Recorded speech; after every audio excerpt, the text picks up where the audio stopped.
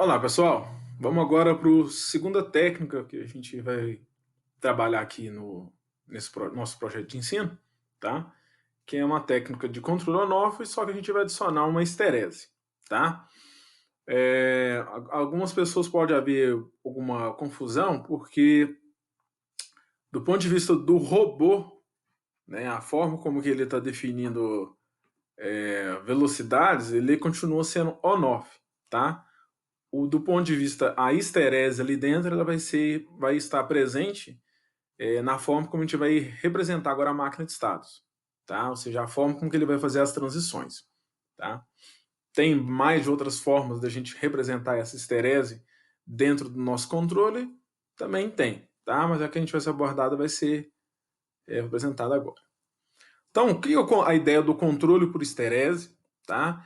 A ideia, pessoal, é que seja y2, y1, duas saídas, tá? Eu pus aqui com valor aqui parecendo que é positivo e negativo, mas podia ser dois valores positivos de magnitudes diferentes ou um valor deles nulo, tá?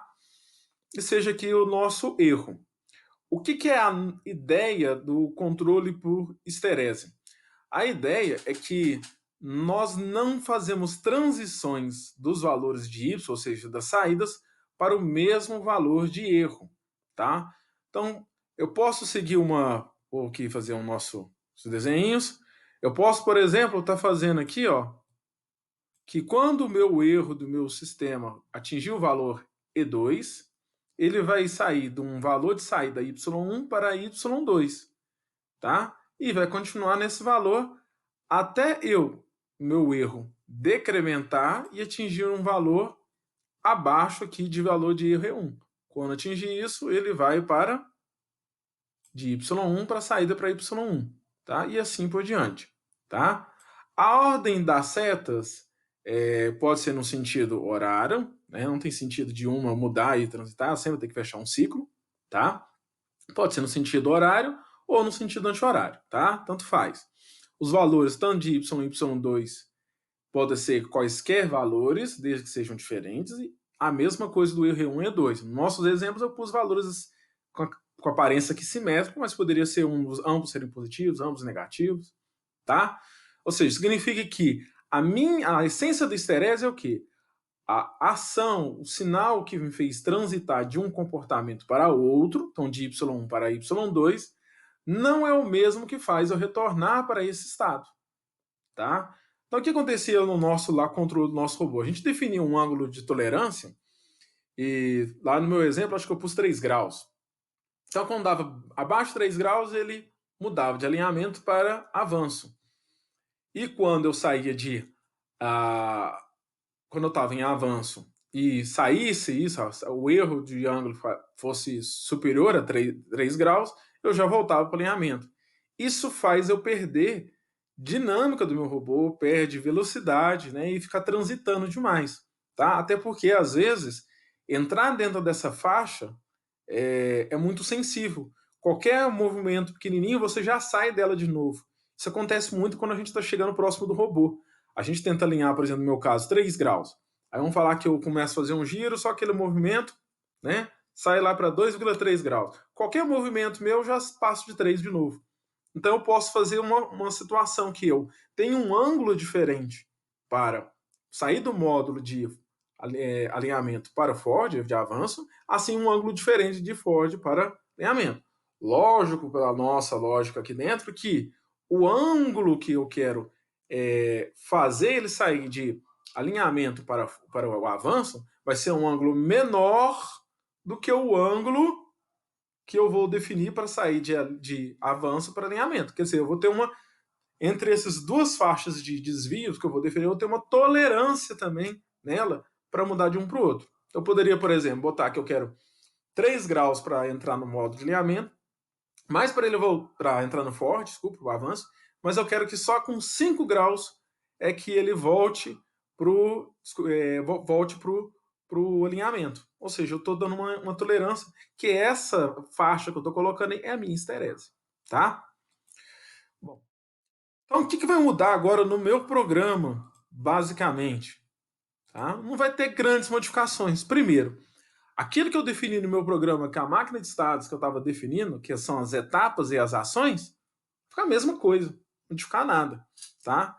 Posso manter até aquela última, aquela versão que eu pus na análise do controle on-off, que eu punha velocidades diferentes para avanço e para alinhamento, tá? Posso manter aqui lá. No meu, por exemplo, tá isso, tá? O que vai mudar então vai ser o quê? Só o comportamento do robô. Ele continua tendo aquela ordem. O robô orienta, avança.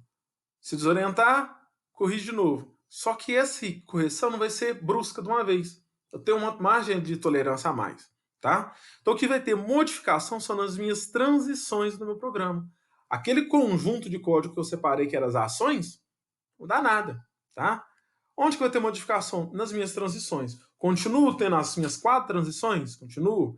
Só que agora, em vez de agora eu definir aqui, ó, de sair de parado para alinhamento, e de sair de avanço para parado, continuam as mesmas coisas.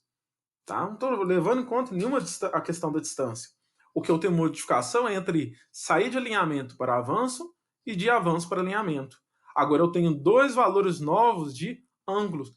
Eu tenho um ângulo mínimo, que seria esse ângulo mínimo ser o desvio mínimo que eu vou tolerar, e um desvio máximo que eu vou tolerar aqui dentro.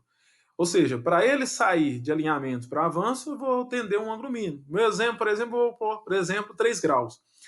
Mas somente agora ele vai voltar para alinhamento, não nos mesmos 3 graus. Ele vai poder desviar mais para poder entrar no alinhamento. Isso garante que aquele movimento de ele ficar, principalmente quando está chegando perto do, do alvo, de ficar fazendo aquelas transições toda hora ali dentro, mudando o que a gente mostrava na janela. Tá bom? Então, basicamente, o que vai mudar ali dentro, como a gente já viu na aula de máquinas, cada uma dessas setas aqui são ifs. O que vai mudar no meu código? É que agora, ao invés de eu ter uma única variável de ângulo de tolerância, eu tenho duas. Tá? Uma vai ser 3, outro, por exemplo, meu exemplo, 3, 5 graus. Tá?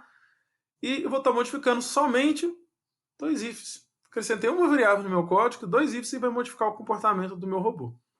Tá bom?